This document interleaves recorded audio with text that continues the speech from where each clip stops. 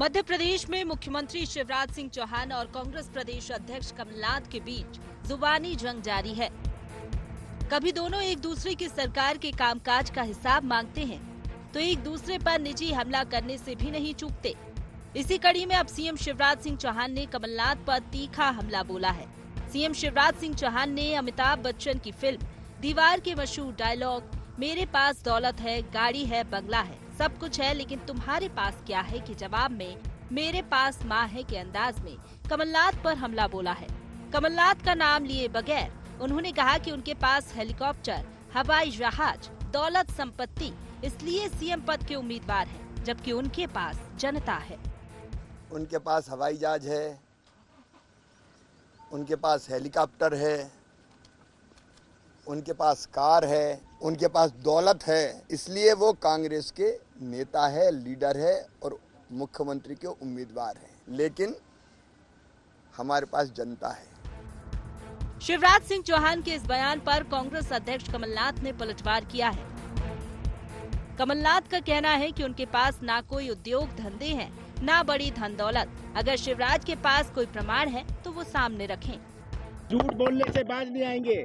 क्या वो बता सकते हैं कोई कंपनी, कोई उद्योग से क्या मेरा कोई संबंध है? मैं किसी उद्योग का मालिक नहीं हूँ, मैं किसी कंपनी का मालिक नहीं हूँ। क्या खाना हजम नहीं होता बिना झूठ बोले? अब उनको कुछ नहीं सूझा तो कहते हैं वो उद्योगपति है। मुझे बता दें, आप उनसे पूछिएगा कौन से उद्योग, कौन सा उद्योग मेरा है, कौन सी कंपनी मेरी है, कौन सा व्यापार मेरा है, इसका जवाब दे आपको।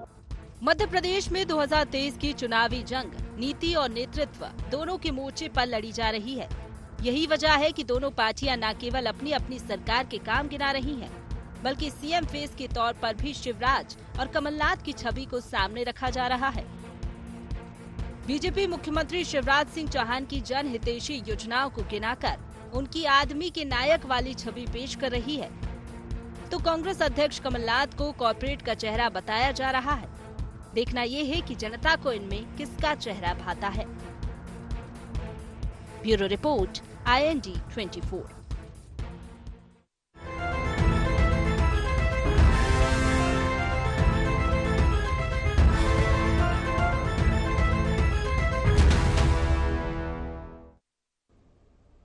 नमस्कार। IND एजेंडा दौलत बनाम नेता में आपका स्वागत है। मैं हूं राजेश सक्सेना।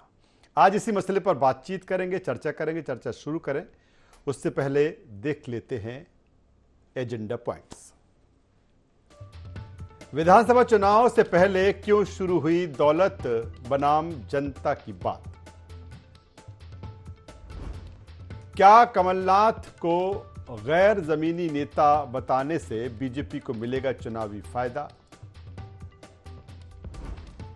शिवराज और कमलनाथ में जनता के बीच किसकी जमीनी नेता की छवि? और चुनाव में नीति और नेतृत्व की लड़ाई में कौन किस पर पड़ेगा भारी? तो ये 4 अहम पॉइंट्स हैं जिन पर आज चर्चा होगी। जिस तरह से मध्य प्रदेश की जो राजनीति है, जो सियासत है, मौसम की तरह लगातार गर्माती जा रही है। नीति और नेतृत्व के अलावा तमाम ऐसे मुद्दे हैं जो अब MP की सियासत में, राजनीति में तैर रहे हैं। नया मसला जिस तरह से दौलत को लेकर शुरू हुआ, मुख्यमंत्री शिवराज सिंह चौहान ने जिस तरह से बिना नाम लिए PCC चीफ कमलनाथ पर निशाना साधा और कहा कि हेलीकॉप्टर है उनके पास, हवाई जहाज, दौलत, संपत्ति, इसलिए वो सीएम पद के उम्मीदवार हैं। और यहीं से ये बहस छिड़ गई है कि आखिर तमाम मुद्दे जो सियासत और राजनीति में चल रहे थे, एक दूसरा जो है वो एक दूसरे से हिसाब मांग रहा था कि आप जब 15 महीने में थे तो आपने क्या किया, और आपकी जब लगातार सरकार है 2003 के बाद अगर 1.5 साल छोड़ दिया जाए तो आपने क्या किया। तमाम पर डे ऐसा प्रतिदिन ये सवाल पूछे जा रहे थे। लेकिन अब एक नई बहस शुरू हो चुकी। आज इसी बहस, जो नई जंग छिड़ी है, उसी पर हम चर्चा करेंगे, बातचीत करेंगे। चर्चा शुरू करें उससे पहले अपने मेहमानों से आपका परिचय करा देते हैं, फिर इस चर्चा को हम आगे बढ़ाएंगे। हमारे साथ में हैं बीजेपी के वरिष्ठ नेता चेतन सिंह जी। चेतन जी, आपका स्वागत है। हमारे साथ में हैं अमित तामरे जी, कांग्रेस की युवा नेता प्रवक्ता। अमित जी, आपका स्वागत है। और हमारे साथ हैं वरिष्ठ पत्रकार गौरव चतुर्वेदी साहब। गौरव जी, आपका स्वागत है। सबसे पहले चेतन जी के पास में आता हूं। चेतन जी, चलिए चेतन जी के पास जब तक हमारा जो संवाद का सिलसिला है बेहतर हो, उससे पहले मैं अमित तामरे जी के पास में आता हूं। अमित जी, जिस तरह से सीएम शिवराज सिंह चौहान ने कहा कि मैं तो जनता का नेता हूं, जनता का लीडर हूं, लेकिन अगर हम पीसीसी चीफ पूर्व मुख्यमंत्री कमलनाथ की बात करें, हालांकि उन्होंने नाम नहीं लिया, लेकिन जिस तरह की जो उन्होंने चीज़ें कही हैं कि हेलीकॉप्टर की बात की, हवाई जहाज की बात की, संपत्ति की बात की, और कहीं ना कहीं ये कहने की कोशिश की है कि वो जनता से जुड़े हुए लीडर नहीं है, क्या कहें? देखिए, ये एक बड़े ही दुख की बात है कि एक 4 बार के मुख्यमंत्री 15 महीने जो व्यक्ति मुख्यमंत्री रहे हों उन पे सवालों की बौछार करते हैं और अपनी नाकामियों को छुपाते हैं। अब आज जिस तरीके से उन्होंने बात की है, हालांकि अब नाम नहीं कहा है तो इसका अनुमान क्या लगाया जाए, आप लोगों ने लगाया है। तो मैं तो ये बात मानता हूँ कि उन्होंने कहा शिवराज जी ने कि मैं तो जनता का ज़मीनी नेता हूँ और वो इसलिए नेता हैं कि उनके पास ये सब है जी। अरे भाई शिवराज जी, कमलनाथ जी का राजनीतिक जनसेवा का एक बार कैरियर देखो तो आप। वो इसलिए दिलों में छाए हुए नेता हैं क्योंकि छिंदवाड़ा के लिए उन्होंने अभूतपूर्व काम किए हैं। और छिंदवाड़ा की हम बात क्यों करें, जब भी वो केंद्र में मंत्री रहे, ये तो प्रमाण है कि चाहे हमारे स्वर्गीय बाबूलाल गौर साहब जब नगरीय प्रशासन मंत्री रहे हों या जो भी मध्य प्रदेश से मंत्री जाते थे, दिल खोल कर पैसा वो मध्य प्रदेश के लिए देते थे। ऐसे नेता हैं कमलनाथ जी। अब आप कहीं की बात कहीं और नहीं ले जा सकते। शिवराज जी, मध्य प्रदेश की जनता ये जान गई है कि हमको इस बार किसको चुनना है। अब आप मुद्दों को भटका नहीं सकते। मध्य प्रदेश में जो इस बार चुनाव होगा वो किसी की संपत्ति देखकर नहीं होगा, किसी के हेलीकॉप्टर देखकर नहीं होगा। और यदि हेलीकॉप्टर देखे जाएंगे तो उस विधायक की भी बात होगी जो आपकी पार्टी का विधायक है और उसके पास भी हेलीकॉप्टर है। और खनन में क्या स्थिति है उन विधायक की, ये भी मध्य प्रदेश की जनता जानती है। आने वाला चुनाव जो है वो बड़ा महत्वपूर्ण है। मध्य प्रदेश की जनता जानना चाहती है कि जो पोषण आहार का घोटाला हुआ था उसमें जांच की क्या स्थिति है। शिवराज जी, जो व्यापम के जरिए आप लोगों ने जो लाखों करोड़ों रुपए जो आपने शासन ने हमारे बेरोजगारों से लिए हैं, उसका क्या हुआ? महिला अत्याचार में आज क्या स्थिति है मध्य प्रदेश की? किसानों की दुर्दशा क्या है? इन सारे मुद्दों पर मध्य प्रदेश में चुनाव, तो तमाम सारे मुद्दे हैं। चेतन जी हमसे जुड़ चुके हैं। चेतन जी, स्वागत है आपका। और सीधा सा सवाल कि जिस तरह से देखा जाए कि जो सत्ताधारी दल बीजेपी और कांग्रेस के बीच में जिस तरह से जंग लंबे समय से चल रही थी, और जाहिर सी बात है जब चुनाव है तो ये चीज़ें तो होंगी, आरोप प्रत्यारोप भी होंगे, लेकिन जिस तरह से एक नया जो एक हमला है सीएम शिवराज सिंह चौहान की तरफ से कमलनाथ को गैर जमीनी नेता बताना, किस तरह से बीजेपी इसमें अपने फायदे ढूंढती है? राजेश जी, जहां तक कमलनाथ जी का मामला है तो कमलनाथ जी आज से नहीं वर्षों से इस बात के लिए देश में जाने जाते हैं कि वे एक बड़े उद्योगपति हैं।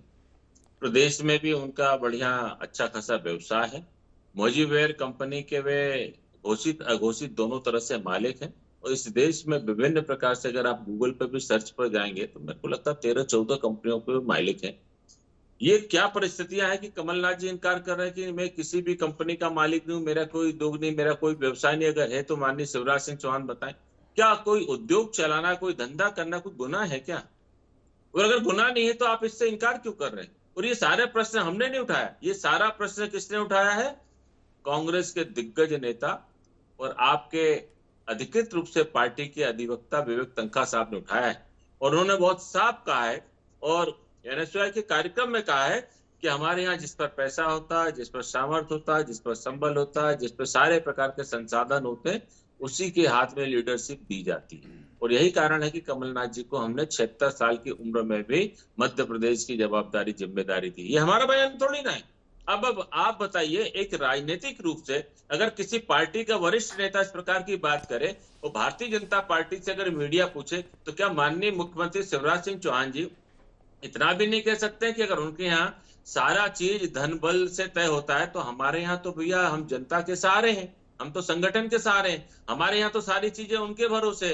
अगर आप भी ये सारी चीजें हैं, जहाज है, हेलीकॉप्टर है, धन है, बल है, सारी चीजें मान लिया आपने, तो मेरे पास तो जनता है। हम जनता के भरोसे सेवा करते हैं और जनता की सेवा पर ही हम पक्षों या विपक्षों पर रहते हैं। अभी मेरे मित्र तावड़े जी कह रहे हैं कि अगर इनको जवाब देना चाहिए तो व्यापम को लेकर के देना चाहिए, इनको जवाब देना चाहिए तो खनन को लेकर के देना चाहिए, इनको जवाब देना चाहिए तो बहुत सारी चीजें, हनीमनी को क्यों छोड़ दिया? बोल देते। 15 दिन में 3 एसआईटी चीफ बदल गए, क्यों? शर्म आ रही थी क्या? या कांग्रेस के सारे नेताओं के चेहरे उसमें गुलगुले की तरह पके हुए दिख रहे थे? क्यों नहीं किया आपने हनीमनी की जांच? करना था ना। और 16 महीने की सरकार में आपने ये जो भ्रष्टाचार गिना रहे हो, जो व्यापक को गिना रहे हो, एक आदमी पे आपने एफआईआर दर्ज नहीं की।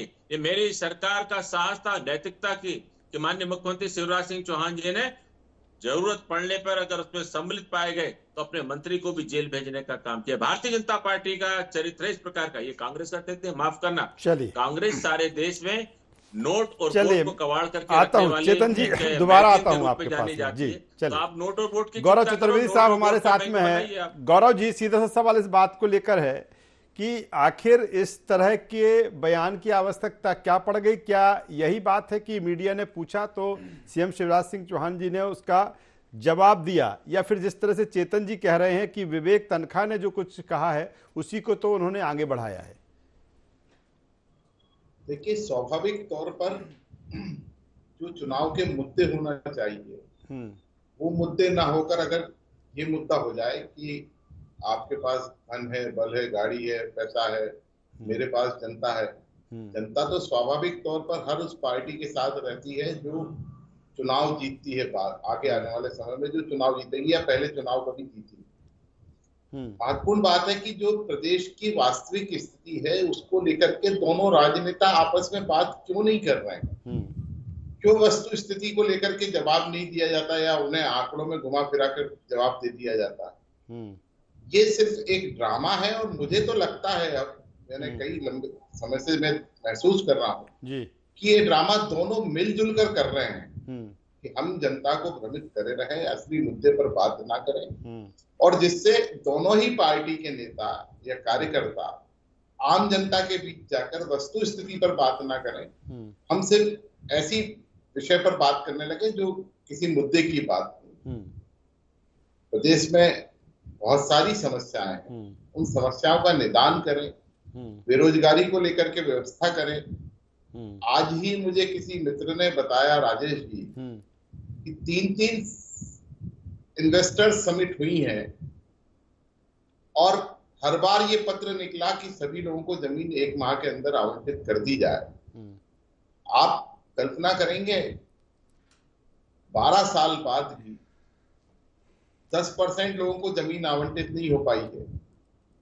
तो उद्योग, जब जमीन आवंटित नहीं हुई तो उद्योग नहीं लगा, और उद्योग नहीं लगा है तो फिर बेरोजगारी दूर कैसे होगी? प्रदेश की आय कैसे बढ़ेगी? इस दिशा में कमलनाथ जी भी काम करें, इस दिशा में शिवराज जी भी काम करें तो ज्यादा भला होगा आम जनता का।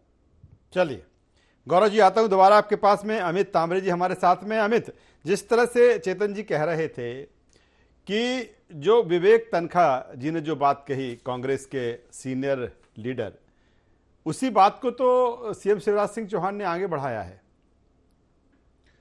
देखिए, सबसे पहली बात तो ये है कि कमलनाथ जी ने जैसा कहा है, तो कल एक बार और मीडिया शिवराज जी से पूछ ले कि नाम बता दें एक आध उद्योग का। उन्होंने तो चैलेंज दिया है।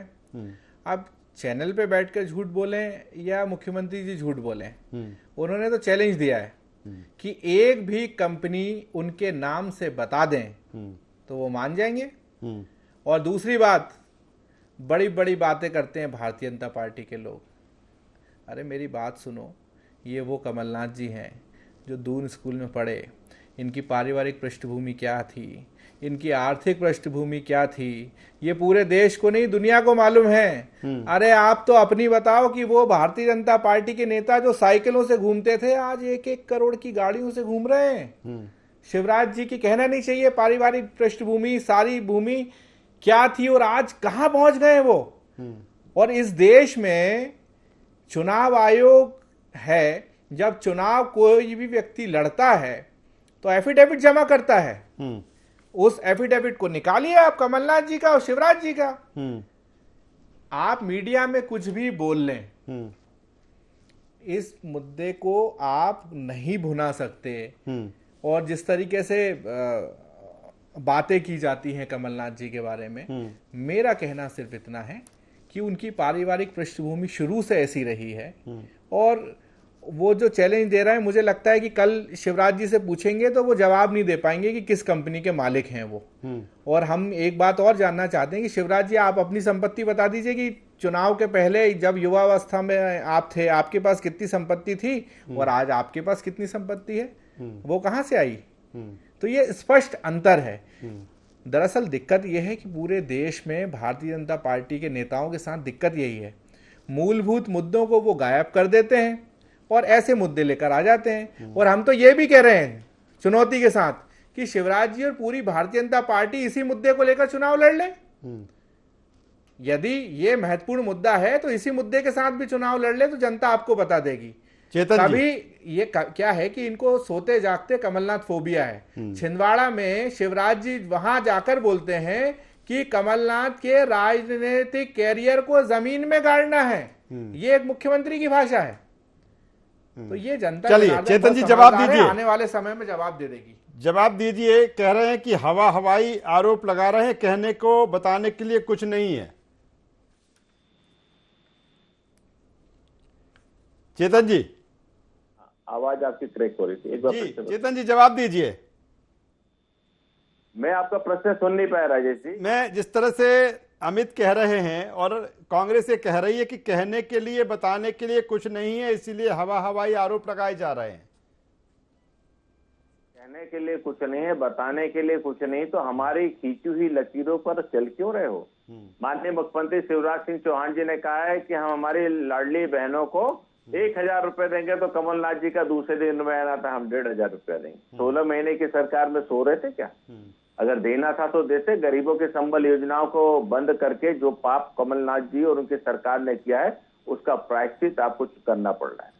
मध्य प्रदेश में जो जनादेश मिला है, उस जनादेश में कोविड की विपरीत परिस्थितियों में भी हमने मध्य प्रदेश की गरीब जनता के जन कल्याण के किसी भी काम को रोकने का पाप नहीं किया। हमने मध्य प्रदेश के दूरस्थ किसानों को, उन बंधुओं को जिनके करोड़ों के मकान की कीमत 1 रुपया नहीं हुआ करती थी, उन गांव के जिनके मकान थे, उनको भी मालिकाना हक दे करके इस बात के लिए मालिक बना दिया कि अब आपको भी बैंक ऋण देगी, आप भी अपना घर, मकान, दुकान और आपका बच्चा व्यवसाय करना चाहता तो आपको मिलेगा। हमने इस मध्य प्रदेश में विपरीत परिस्थितियों में भी माननीय मुख्यमंत्री शिवराज सिंह चौहान जी ने मुख्यमंत्री सम्मान निधि की राशि कभी एक दिन भी विलंब हमने नहीं किया। हमने 85 करोड़ लोगों को मुफ्त राशन देने का काम बिना किसी रोक टोक के, बिना किसी भेदभाव के किया। हमने नल जल योजना में शुद्ध पेयजल आजादी के 75 साल बाद अगर किसी सरकार ने देने का काम किया तो हमने किया। ये आपका एजेंडा है क्या? ये भारतीय जनता पार्टी के पंडित दीनदयाल उपाध्याय के उस एकाध मानववाद का एजेंडा है जिसमें किसी भी समाज के, किसी भी शहर, गांव, नागरिक, किसी भी बस्ती के अंतिम व्यक्ति के जन कल्याण को करना, उसकी सार्थकता को सिद्ध करना, ये हमारी सोच का एजेंडा है। हम आपकी खींची हुई लाइनों पर नहीं चलते, माफ करना। ये बिटियाओं को रोजगार के साथ साथ, बिटियाओं को चिकित्सा के साथ साथ सारी सुविधाएं मुहैया करना, चाहे पढ़ाई लिखाई का मामला, तो हम मातृत्व पे भी 4,000 रुपया हमारी सरकार देने जा रही है। तेरा तुझको अर्पित क्या लागे मेरा। आपने जो पाप किया था हमारे बहनों का, जो मुख्यमंत्री कन्यादान योजना को ब्रेक लगाने का, ये उसका प्रायश्चित आपको करना पड़ेगा। ये ताबूत में से निकल करके ये सारे गरीबों के प्रस्ताव से पूछेंगे कि आखिर हमारा ऐसा क्या हमने पाप किया था। हम कांग्रेस की सरकार लाए इसलिए आपने गरीबों की सारी योजनाओं को बंद करने का काम किया। जो जहां रहता है, अगर सरकार के किसी उपयोग की जमीन नहीं है तो उसको मालिकाना हक देने का काम हमारी सरकार करे। अरे हमारी सरकार तो गरीबों के जन कल्याण के लिए थी और उनके ही आशीर्वाद से हम लोग काम करते हैं। इसको लेकर के किसी प्रकार का हमारे मन में संशय नहीं। जिस कुटीर की आपके दौर में 2 कुटीर किसी पंचायत में आ जाते, 2000, 3000, 4000 मकान जाते, लेने वाले लोग नहीं बच्चे साहब। शहर से लेकर के ग्रामीण क्षेत्रों में इस स्थिति के पायदान पर हम खड़े। माननीय प्रधानमंत्री जी ने जब गरीबों को 6000 रुपए सम्मान राशि देने का प्रारंभ किया तो आपके नेता राहुल गांधी जी ने भरे सदन में उपहास उड़ाते हुए कहा था कि 6000 रुपए से गरीबों का क्या होगा, 6000 रुपए तो आजकल कोई मायने नहीं रखते। आजादी के बाद 55 साल तक इस हिंदुस्तान में आपकी सरकार रही है। चेतन जी, तमाम सारी चीजें जब बताने के लिए हैं और वक्त भी कम है, तो अगर इस पर, इन चीजों पर, इन मुद्दों पर चीजें केंद्रित रहें तो जनता को भी समझ में आए ये चीजें। राजेश जी, भारतीय जनता पार्टी का जो चुनाव का मैनिफेस्टो है, भारतीय जनता पार्टी अपने विचारधारा पर, अपने पंचनिष्ठाओं पर, अपनी नीतियों पे, कार्यकर्ताओं के सामर्थ्य पर चुनाव का संचालन करती है और अपने किए हुए काम पर जनता का आशीर्वाद मांगती है और जनता का आशीर्वाद हमको मिलता है तब हम जाकर के सरकार में आते हैं। माफ करना, हम किसी के सामने हाथ फैला करके, झोली फैला करके, भीख मांग करके नहीं आए। ये जनता के आशीर्वाद के कारण हम चल करके आशीर्वाद और जनता के आशीर्वाद की जरूरत दोनों को है, या फिर जितने भी जो राजनीतिक दल हैं वो मैदान में होंगे उनके पास भी। गौरव चतुर्वेदी जी हमारे साथ में हैं। गौरव जी, जिस तरह की बात चेतन जी कर रहे हैं या फिर या अमित जी जिस तरह से बात कर रहे हैं, तमाम सारे मुद्दे हैं और उन मुद्दों पर चर्चा होना चाहिए, लेकिन जिस तरह से देखा जाता है कि चुनाव आते आते मुद्दे कहीं ना कहीं गौण हो जाते हैं और अन्य चीजें हावी हो जाती हैं। अभी 6 से 7 महीने का वक्त है, ऐसे में कहीं ना कहीं जमीनी नेता बनाने की जो होड़ शुरू हो गई है, क्या लगता है कि चुनाव आते आते ये भी एक मुद्दा एमपी की सियासत और राजनीति में चुनाव के बाद दिखेगा? देखिए, जब कमलनाथ जी को मध्य प्रदेश का कांग्रेस अध्यक्ष बनाया था तो उद्योगपति होने का भी आरोप लगाया गया था, उम्रदराज होने का भी आरोप लगाया गया, लेकिन जनता ने भाजपा के इन दोनों आरोपों को नकारा। और इसके पीछे वजह क्या थी? इसके पीछे वजह थी कि जो आम जनता चाहती थी समस्याओं का दूर निराकरण, जो आम जनता चाहती थी योजनाओं का लाभ, वो उसे नहीं मिला था। उसने उस नाराजगी के चलते भारतीय जनता पार्टी को वो अपेक्षित सफलता प्रदान नहीं की। अब कहने को भारतीय जनता पार्टी ये जरूर कहती है कि 40,000 वोट उनके कांग्रेस से ज्यादा आए थे, लेकिन बाकी विधानसभा में तो प्रत्याशी कांग्रेस के ज्यादा जीत कर गए थे।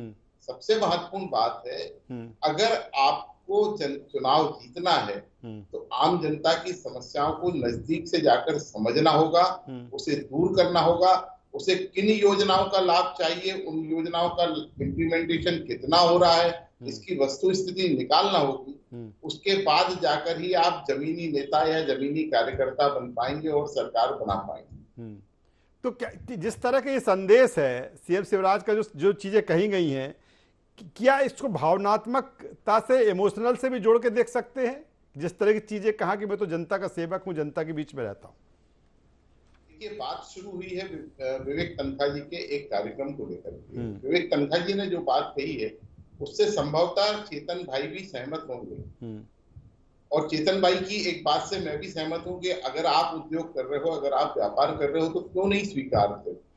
आखिर वो पैसा आपके पास कहां से आ रहा है जो आप राजनीति के ऊपर या समाज सेवा के नाम पर खर्च कर रहे हैं? ये चेतन भाई भी बात सही कर रहे हैं, लेकिन चेतन भाई इस बात को जानते हैं कि राजनीति अगर करना है तो जब तक जेब में पैसा नहीं होगा आप राजनीति नहीं कर पाएंगे। और विवेक तनखा ने जो कहा, अगर उसको मुख्यमंत्री, प्रदेश का मुख्यमंत्री अगर इशू बना रहा है तो यह गलत है। मुख्यमंत्री को योजनाओं की जानकारी और समस्याओं की जानकारी सामने रखकर बात करना चाहिए। बहुत ही ईमानदारी के साथ अगर वो ये काम करेंगे तो मैं दावे के साथ कह सकता हूं कि अगली सरकार भी वो बना सकते हैं, अगर जनता की समस्याओं को दूर कर दिया, जनता को लाभ दिला दिया। कमलनाथ जी भी बात अगर करें तो जनता की समस्याओं की बात करें, जनता को जो लाभ मिल रहा है उसमें कहाँ कमी आ रही है उसकी बात करें, वो ज्यादा बेहतर होगा। बस इसके कि मेरे पास माँ है और तुम्हारे पास पैसा है जी, इसे कहने से कुछ नहीं होगा। चलिए, मैं छोटा सा, चूंकि वक्त कम है, छोटा सा कमेंट्स अमित तांबरे जी से भी ले लेता हूं, क्योंकि जब चेतन जी बोल रहे थे तो वो अपने बारी का इंतजार कर रहे थे। अमित जी, मेरा सवाल सीधा इसी बात को लेकर है। गौरव जी ने काफी महत्वपूर्ण बात की। अगर हर जो नेता है कोई ना कोई राजनीति के साथ, कहीं ना कहीं जो भी उसके व्यापार हैं, जो भी काम है, उसके साथ चलते हैं। अगर उनके हैं तो पीसीसी चीफ पूर्व मुख्यमंत्री कमलनाथ को बताने में आखिर दिक्कत क्या? अरे कैसे बताएं, मीडिया ने पूछा, उन्होंने चैलेंज दिया कि भाई एक भी कंपनी हो तो बताएं, अब जो नहीं है तो भी बताएं जी। दूसरी बात, मैं बार बार इसलिए जवाब देना चाह रहा था कि वो भारतीय जनता पार्टी के नेता जो बोलते हैं कि हमारी कॉपी क्यों करते हो, हम कभी आपकी कॉपी नहीं करते। इस देश के प्रधानमंत्री के चुनाव में हमने वीडियो देखे हैं, आधार सबसे बुरी योजना है, आज आधार ही चल रहा है।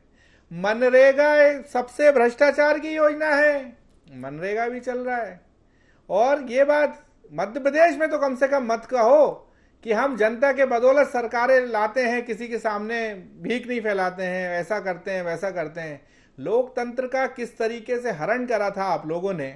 मध्य प्रदेश के विधायकों को ये स्थिति ला दी थी कि वो अपने क्षेत्र में, अपने जिले में, अपने प्रदेश में रहकर ये नहीं बोल पा रहे थे कि सरकार से हम अपना समर्थन वापस लेते हैं। उनको भी बेंगलोर ले जाना पड़ा। उस बात करते हो जनता की, शर्म आना चाहिए पूरी की पूरी भारतीय जनता पार्टी को ये बात कहते हुए। चलिए, वक्त की चूंकि कमी है। रही बात मैं एक बार फिर कहना चाहूंगा, जैसे हमारे वरिष्ठ पत्रकार महोदय ने कहा है कि यदि है तो बताना चाहिए, नहीं हो तो बताना चाहिए। मैं तो एक बार फिर से दोहराना चाहता हूं, कमलनाथ जी की बात हो, गांधी परिवार की बात हो, इनका पारिवारिक और वक्त की कमी है, तीनों मेहमानों का मैं यहाँ पर पूरा देश जानता है। तो कुल भारतीय जनता पार्टी कुल मिलाकर जिस तरह से जो सियासत है, जो राजनीति है, दौलत बनाम जनता के बीच अब जिस तरह से शुरू हो चुकी है, तमाम सारे मुद्दे हैं। बीजेपी के पास भी मुद्दे हैं, कांग्रेस के पास भी मुद्दे हैं और मुद्दों की भी बात हो रही है, लेकिन जो व्यक्तिगत आरोप प्रत्यारोप है वो भी हावी है, क्योंकि अब चुनावी साल है और धीरे धीरे जो चुनाव का समय है वो भी नजदीक आ रहा है। IND एजेंडा है बस इतना ही। IND 24 पर खबरों का सिलसिला लगातार जारी है, बने रहिए हमारे साथ। नमस्कार।